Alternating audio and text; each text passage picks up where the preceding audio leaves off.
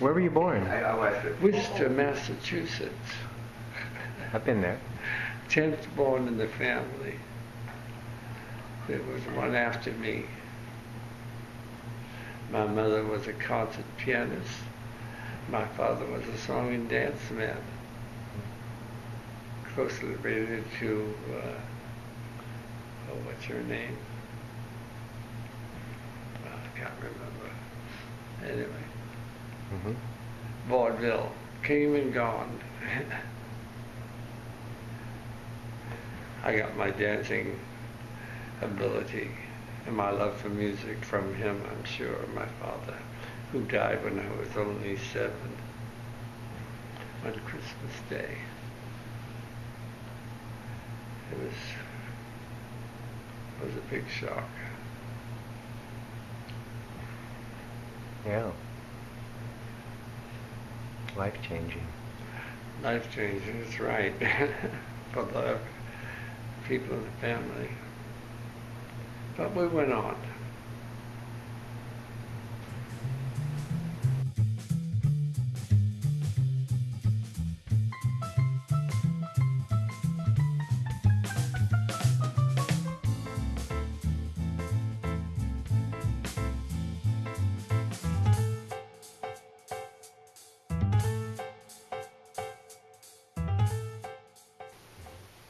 We all, as I say, we can all think of negativity without realizing it. It's just there. And when I say controlling all your thoughts, I don't mean every thought you have in your lifetime or every day, because we have thousands of thoughts. I'm reading from Bedtime Thoughts. The person who lives spiritually does not live much differently from others, except he has fewer problems. The excerpt from the Power of Control Thought.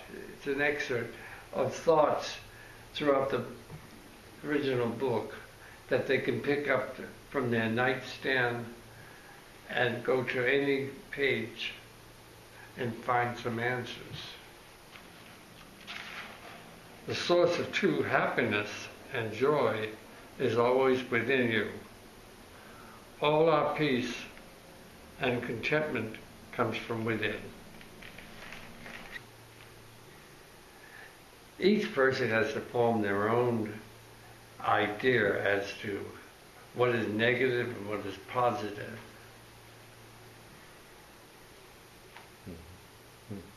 Do you think you were very different before you studied metaphysical sciences?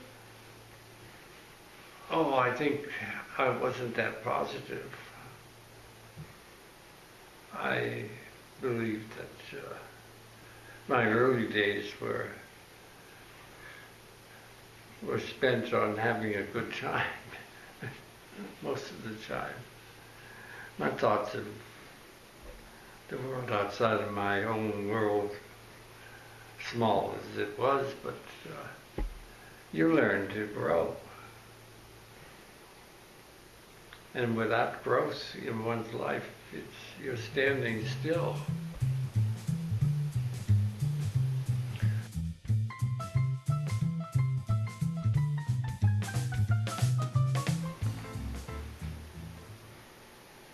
And were you a professional dancer for some time? No, it was at different affairs I would dance. But you did have some responsibilities as a dancer during the Second World War, huh? I was in the Korean War. Oh, the Korean. Yeah. Of course.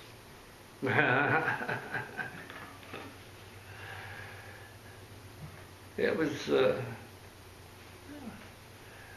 was exciting doing the club work for officers.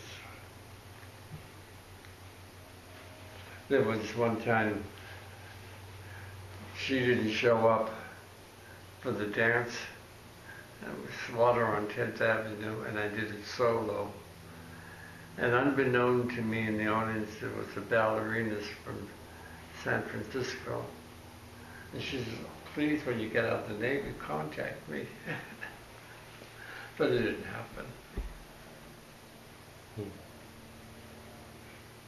You must have been very good if she asked you to contact her. Yeah, well, you know, I got out of the Navy and things I wanted to do were changed. You could go down the wrong road, this road, that road. I got involved in, like I said earlier, enjoying life. I wouldn't call that the wrong road. Well, not really, but no, not really.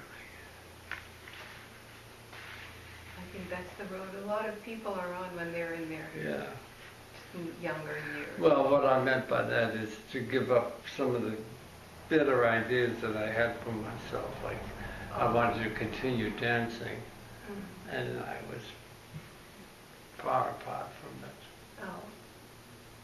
Living in New York, I met many people that were in the profession, and it just didn't work out for me.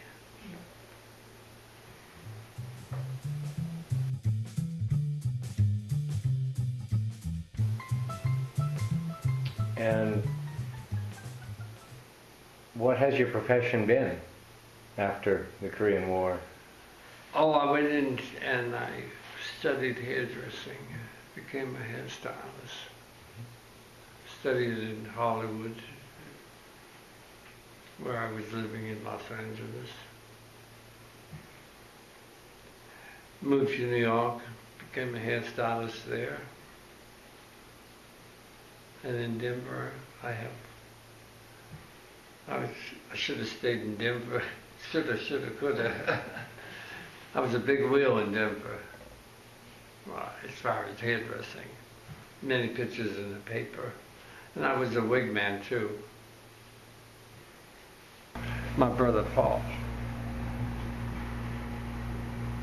Nice. Yeah, he did good. Mm-hmm.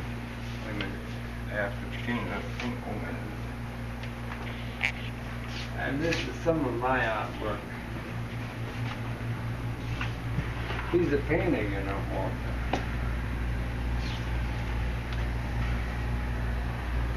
And where's your artwork? Oh, yes.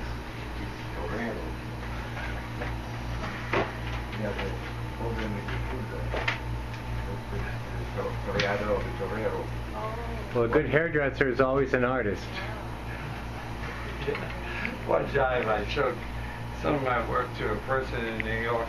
He said, "Oh my God, it's terrible."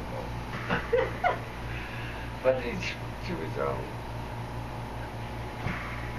These surrealist ones are interesting too. Surrealist landscapes there.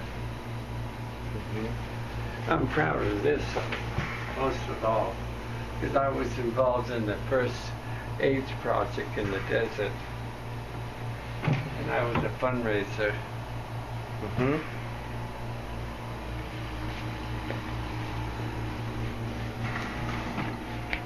That's good. Well, okay. Oh, that's nice. Yeah, I see. Great.